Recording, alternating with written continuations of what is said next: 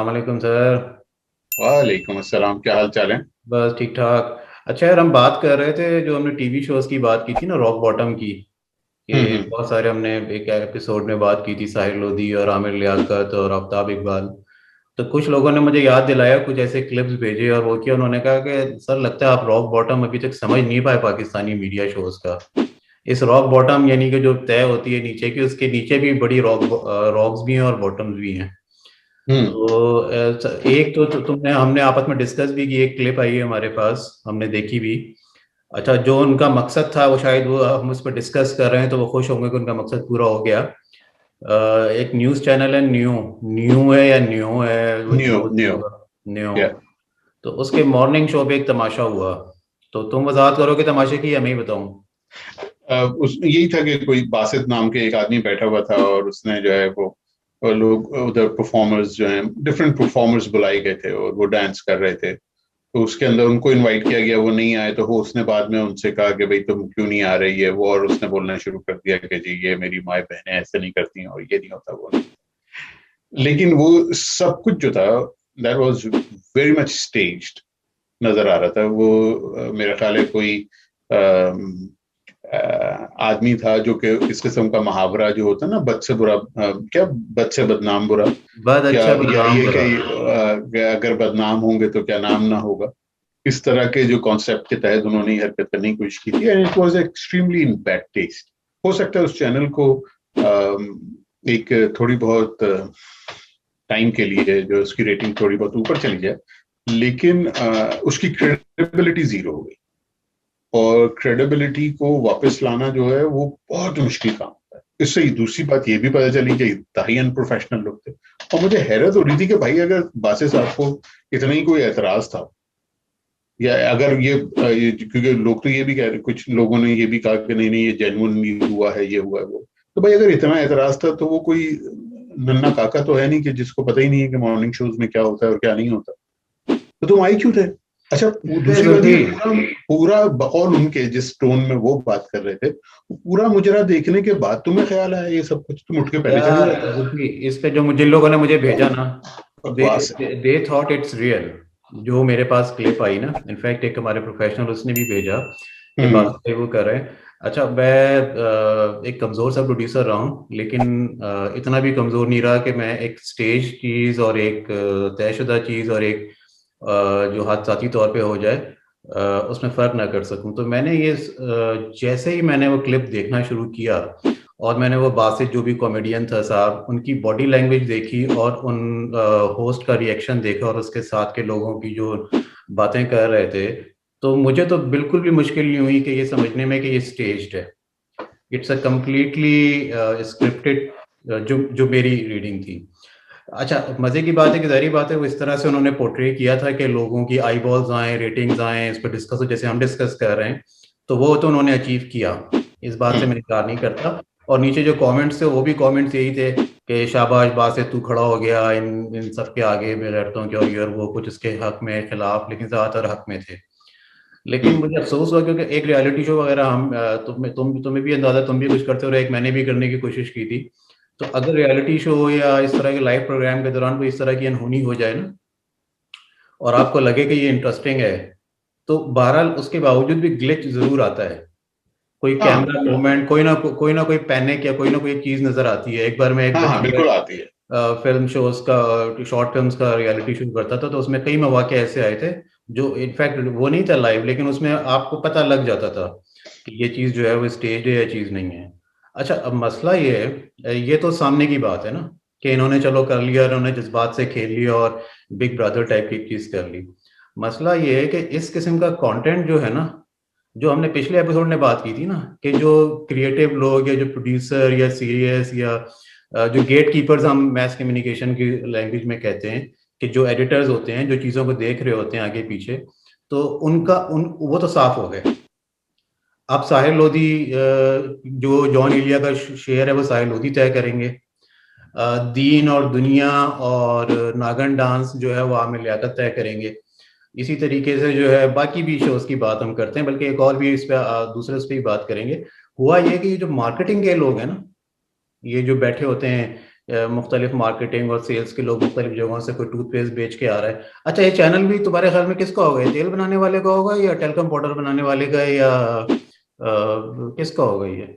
नहीं, ये मैं बेकरी जानता वाले नहीं का? हूँ, ये मैं जानता नहीं हूँ, लेकिन बात ये कि अब चैनल किसी का भी हो सकता है, क्योंकि बेकरी वालों के चैनल्स हैं। रियल एस्टेट वाले का लग रहा है मुझे। हो सकता है रियल एस्टेट वाले का हम्म। हो सकता है, ये मुमकिन है कि ऐसा हो। लेकिन मैं तुम्हें जो मुझे हैरत ये हो रही है कि इस पूरी चीज के ऊपर अगर तुम देखो, तुमने देखा उसका बोल का? हाँ, इस पे भी बात करते हैं यार। बोल। यार मतलब मैं हैरान रह गया यार। तुमने मुझे उसका लिंक तो भेजा, ठीक है, कि तुम उसको देख लो ताकि हम उस पर बात करें। तुम यकीन करो, मैं उसको, क्योंकि मैं कसम वसम नहीं खाता, एंड यू नो इट, तुम ट्रस्ट मी, मैं उसको देख ही नहीं सका कि मैं उसके ऊपर बात करूं। और मैं हैरान रह गया उसके होस्ट को देख के। नया लड़का है उसका, नहीं नहीं, नया नया से नहीं मुराद ये है। कि Danish Taimur, he is a very हाँ, एस्टेब्लिश्ड हीरो।